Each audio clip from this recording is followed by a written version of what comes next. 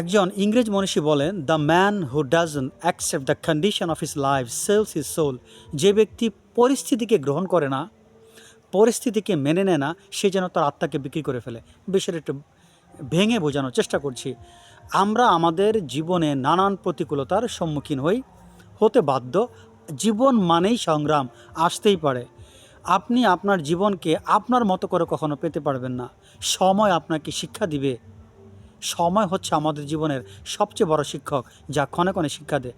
আপনি আশা করছেন আমি এইভাবে জীবনযাপন করব, আপনি আশা করছেন আমি আজীবন সুখে থাকব, আপনি আশা করছেন আমি সবসময় সুস্থ থাকব, আপনি আশা করছেন সমাজের সবাই আমাকে রেসপেক্ট করবে, সম্মান করবে, আপনি আশা করছেন আমার ইকোনমিক সলভেন্সি সবসময় ভালো থাকবে।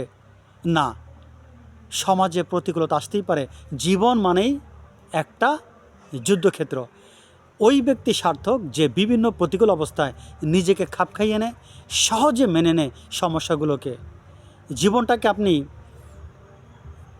অবশ্যই এইভাবে মেনে নিতে পারেন না যে জীবনটা হচ্ছে আপনার জন্য একটা পুষ্পসজ্জা, জীবন হচ্ছে কণ্টকসজ্জা, এটা কাঁটায় পরিপূর্ণ।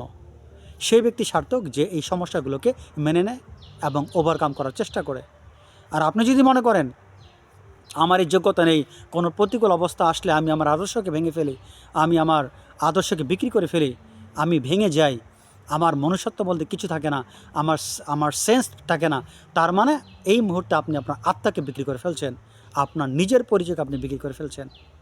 সাময়িক সমস্যার জন্য আপনি নিজেকে বিক্রি করতে পারেন না, আপনার আদর্শকে বিক্রি করতে পারেন না।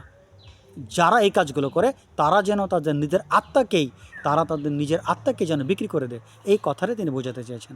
ছোট পরিসরে আজকের ভিডিও এখানে শেষ করছি। আল্লাহ হাফেজ।